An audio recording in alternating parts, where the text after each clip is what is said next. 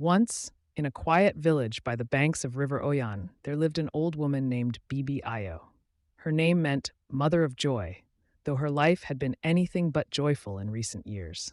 Bibi Ayo had once been the village's best calabash carver, known throughout the lands for the way her hands could turn gourds into art.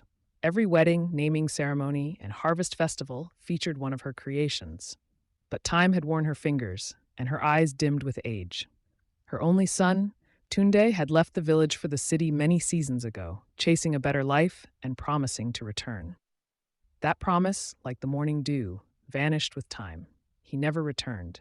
Yet every market day, Bibi Ayo would walk to the edge of the road that led into the village, holding a calabash filled with cool water and hope, whispering, "Maybe today my son will return."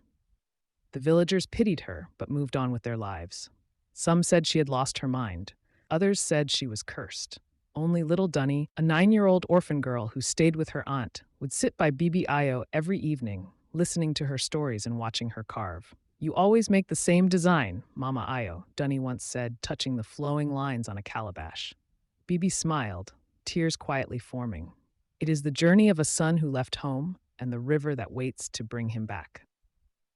One harsh Harmattan season, Bibi Ayo fell ill. The cold winds cut through her bones and her body weakened.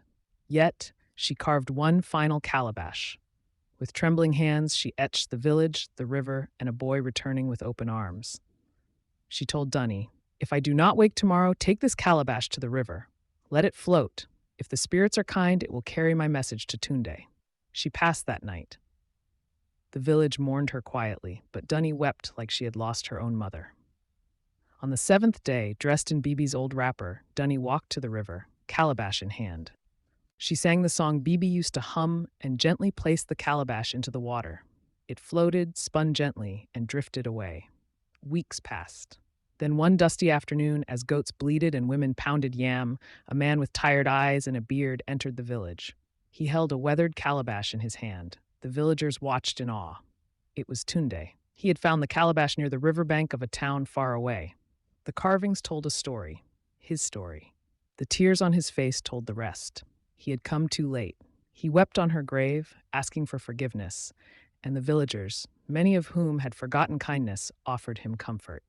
Tunde stayed. He took over Bibi's old hut and taught Dunny how to carve.